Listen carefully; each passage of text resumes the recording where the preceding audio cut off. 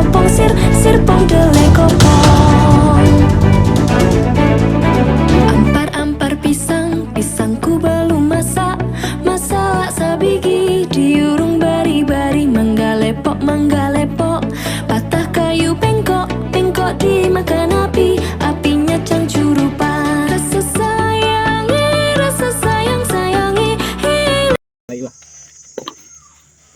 Assalamualaikum warahmatullahi wabarakatuh. Salam Merdeka Belajar. Salam Merdeka.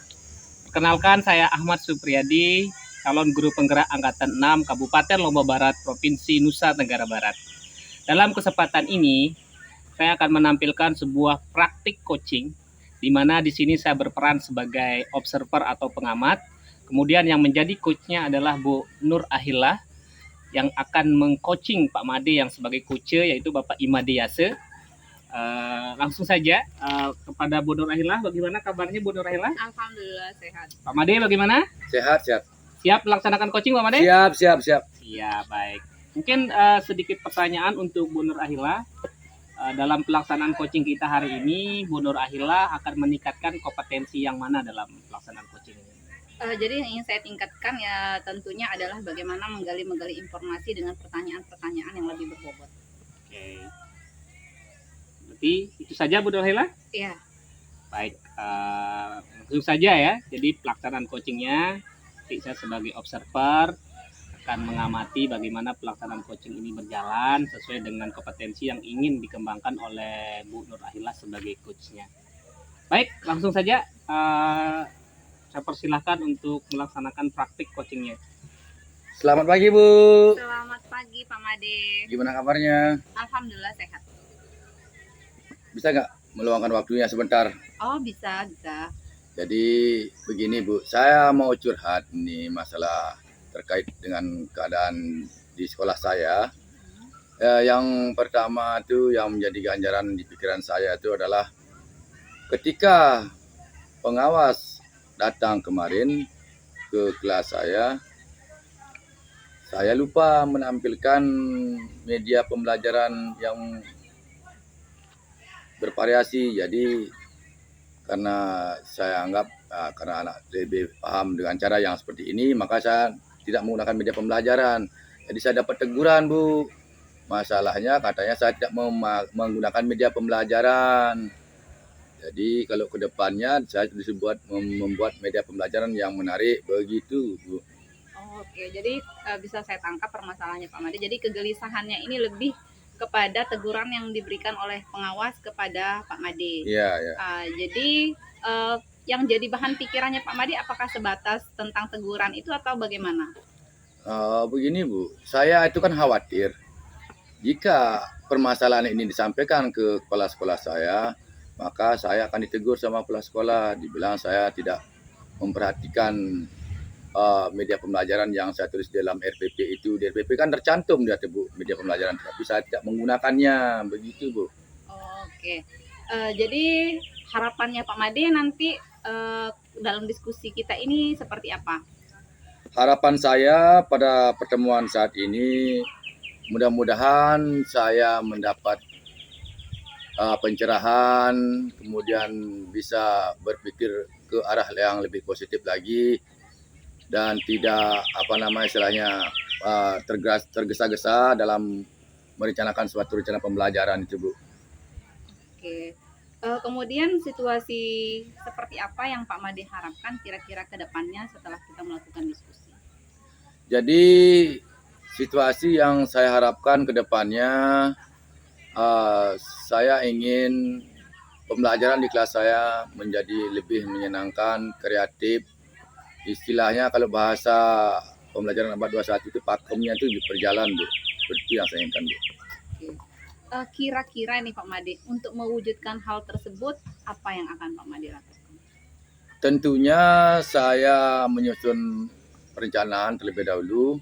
Setelah itu baru saya koordinasi dengan kepala sekolah, mengkomunikasikan bagaimana jika sebuah rencana pembelajaran itu apakah harus kita tampilkan media pembelajaran serta istilahnya alat peraganya.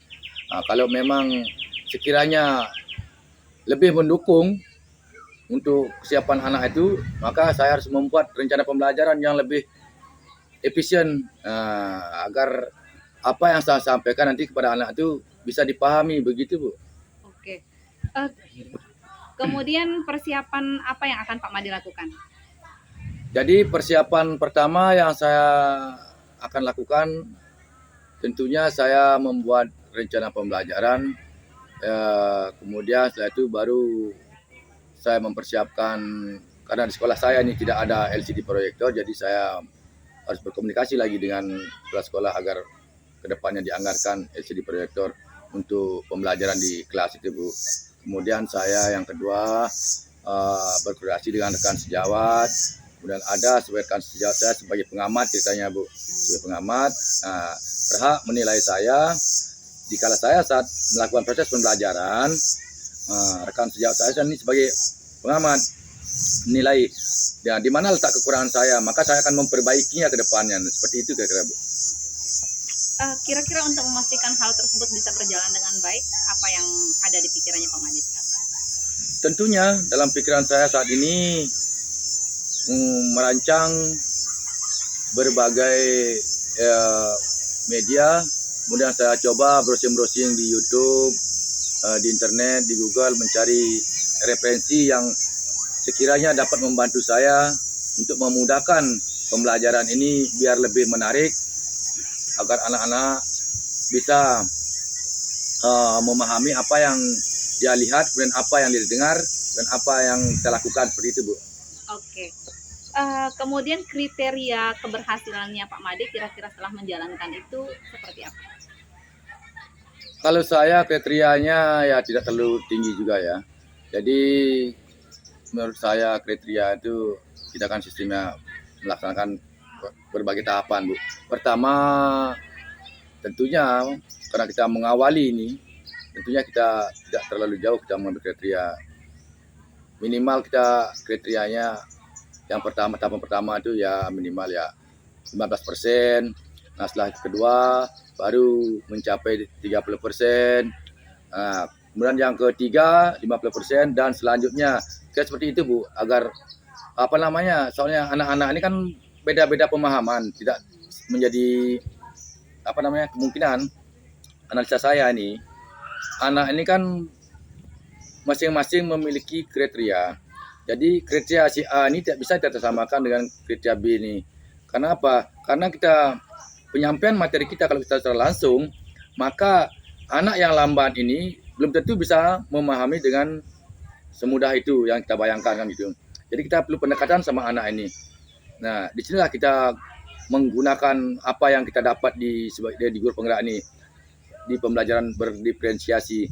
Jadi kita mengolah kelas itu, memilih, setelah itu kita letakkan tempat, buatkan tempat anak ini untuk istilahnya yang perlu kita bimbingan, kemudian yang kiranya sedang kita lainkan, kemudian yang mampu, yang penangkapannya lebih cepat kita lainkan juga. Jadi kita berawalnya dari yang ini, dari yang belum mampu ini, yang sama sekali ini. Jadi kita harus menyentuh dia dulu. Bagaimana caranya anak ini agar bisa memahami apa yang kita ajarkan kepada mereka kan gitu. Jadi kalau menurut saya ini harus kita secara face to face sama anak ini. Ya tidak boleh kita istilahnya begitu kita jelaskan di depan, anak itu bisa langsung memahami. Jadi kita langsung secara individu ke anak ini, bagi pendekatan secara individu. Setelah itu baru kita gabung, kita buat diskusi. Kemudian setelah itu kita tukar lagi anak ini yang betul, yang pintar, masukkan ke salah satu anak yang tidak pintar ini, agar mampu berkolaborasi mereka di sana. Begitu kira-kira Bu. Oke, keren ini konsepnya Pak Made ya. Ya. Jadi mungkin kalau boleh saya tanyakan nih sama Pak Made, kesimpulan yang bisa kita dapat nih dari perbincangan kita sekarang ini apa kira-kira Pak Made? Kalau saya simpulkan dari apa yang kita percakapan pertemuan hari ini, pertama tentang kegelisahan saya terhadap apa yang saya telah sampaikan ke anak itu. Jadi karena saya dapat teguran dari sekolah, dari pengawas, karena saya tidak menggunakan media pembelajaran. Jadi itu yang membuat saya gelisah. Jadi bagian kedua adalah bagaimana saya harus mampu membuat rencana pembelajaran, kemudian mengaplikasikan media pembelajaran serta alat peraga agar anak itu lebih mudah memahami pembelajaran. Kemudian yang ketiga, saya akan berusaha mencari referensi di internet maupun di YouTube untuk saya pelajari, kemudian setelah itu saya terapkan kepada anak. Kemudian yang keempat, saya akan berkoordinasi dengan Bapak Kepala Sekolah tentang penganggaran LCD proyektor ke depannya agar dibelikan agar lebih mudah kita dalam pembelajaran, karena zaman sekarang ini kan semua serba digital. Jadi kita harus menggunakan alat elektronik tersebut. Kemudian yang terakhir, jadi intinya dalam pembelajaran itu kita harus mampu menguasai situasi dan kondisi anak tersebut agar anak itu bisa memahami apa yang kita sampaikan. Nah, kemudian pada saat ini disinilah letaknya kita untuk menerapkan pembelajaran diferensiasi ini namanya. Saya juga kabut nyebutnya itu. Jadi karena mereka itu kan berbeda-beda pemahaman, tingkat pemahaman anak itu. Jadi perlu kita lakukan pendekatan secara individu. Kira-kira seperti itu, Bu, kesimpulan saya. Sekarang nih gimana nih perasaannya Pak Made setelah kita diskusi? Apakah masih galau atau masih bingung dengan permasalahan yang sudah dihadapi? Jadi setelah kita melakukan pertemuan percakapan hari ini, rasanya di benak saya ini kan yang dulunya buntu sekarang sudah terbuka lebar. Terbuka lebar dalam artian sudah mendapat inspirasi baru. Istilahnya inspirasi baru yang kemudian akan saya terapkan ke depannya di sekolah saya. Kira-kira seperti itu. Oke. Jadi setelah kita coaching nih, jadi saya juga mendapatkan sedikit ilmu ya dari apa yang pengalaman yang Pak Made dapatkan, sehingga nanti saya juga bisa melakukan refleksi dalam proses KBM saya dengan anak-anak saya. Oke Pak Made, jadi karena saya ada keperluan nih Pak Made, jadi tidak bisa terlalu lama. Jadi mungkin kita sambung nanti, kita tunggu cerita-cerita berikutnya untuk kita melakukan sharing yang lebih banyak lagi Pak Made ya. Oke, terima kasih Bu. Oke. Baik, barusan kita sudah melihat bahwa praktik coaching yang dilakukan oleh Bu Ana Ahillah sebagai coachnya, kemudian Pak Made sebagai coachingnya. Jadi di sini saya sebagai pengamat ada beberapa catatan yang saya tulis terkait dengan kompetensi yang tadi Bu Nur Ahillah akan kembangkan dalam praktik coachingnya, ya pertanyaan berbobot. Sesuai dengan alur ceritanya sudah berjalan sesuai dengan alur kita, mulai dari tujuan, identifikasi masalah, kemudian perencanaan sampai ke eksekusi atau komitmen tanggung jawabnya ya.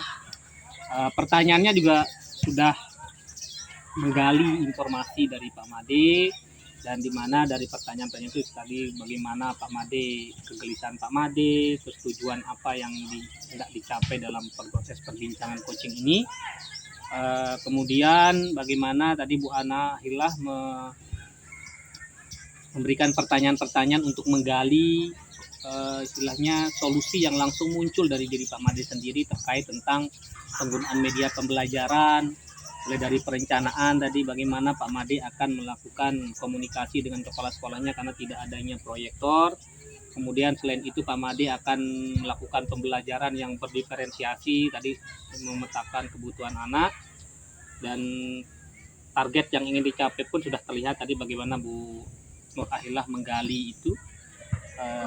Pak Made tadi jawabannya bagaimana dia akan istilahnya targetnya itu bertahap mulai dari 15% dan tentunya nanti akan mencapai 100%. Baik Bu Ahillah, itu adalah catatan saya. Kemudian setelah melakukan coaching Bu Ahila, apa yang Bu Ahila ingin kembangkan lagi dari coaching, dari refleksi coaching yang tadi? Mungkin yang ingin saya kembangkan untuk ke berikutnya ini bagaimana saya membangun relasi sih, melakukan kolaborasi dengan komunitas saya di sekolah seperti apa yang dilakukan oleh Pak Made di sekolahnya, sehingga proses pembelajaran yang berpihak pada murid itu bisa berjalan dengan lebih maksimal, sehingga bisa memunculkan budaya positif di sekolah, sehingga kita bisa menghasilkan generasi-generasi peserta didik yang memiliki profil pelajar Pancasila. Oke.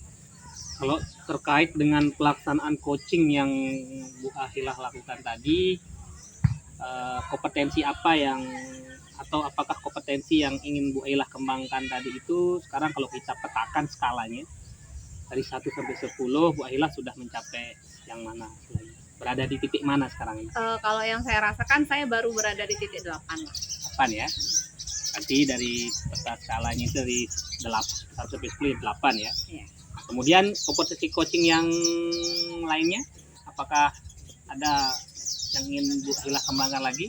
Kalau kompetensi coachingnya tentu saja yang pengen saya olah kembali itu adalah bagaimana tentang public speaker ya. Jadi bagaimana kita bisa membuat lawan kita bicara itu lebih dapat chemistry-nya gitu. Jadi antar heart to heart itu benar-benar dapat, tidak hanya sekedar kita menggali informasi, tapi tidak kita ikut menyelami apa sih yang lawan main kita rasa. Seperti komunikasinya yang akan diperbaiki ya. Kemudian setelah melakukan coaching, bagaimana perasaan Bu Ahilah melakukan coaching terhadap Pak Made itu? Apakah ada sesuatu yang baru yang Bu Ahilah dapatkan dari pelaksanaan coaching kali ini? Tentunya kalau perasaan yang pertama senang ya, senang. Karena apa? Karena kita ada lawan sharing ya, ada teman kita berbagi cerita, kemudian ada hal-hal baru atau ide-ide yang disampaikan oleh lawan bicara saya, yaitu Pak Made, itu bisa saya ambil baiknya untuk saya terapkan di sekolah saya, yaitu tentang bagaimana saya bisa melakukan refleksi tentang media-media pembelajaran yang seharusnya nanti saya bisa kembangkan, sehingga dalam proses seorang observer itu datang ke sekolah itu jadi benar-benar maksimal lah. Baik. Saya rasa pertemuan kita kali ini sangat memberikan dampak atau manfaat yang cukup banyak buat kita bertiga, saya sebagai pengamat maupun Bu Nur Ahilah sebagai coachnya dan Pak Made sebagai coachnya. Baik teman-teman, mungkin pelaksanaan coaching kita akhiri dulu sampai di sini. Semoga kedepannya kita lebih baik lagi dalam melakukan pelaksanaan coaching, dan pastinya kita sebagai guru tentunya akan memberikan pembelajaran yang berpihak kepada murid. Baik teman-teman, coba saya minta untuk menghadap kamera dan mengucapkan salam merdeka belajar ya sambil menggenggam tangan. Baik, kita mulai. Salam merdeka belajar.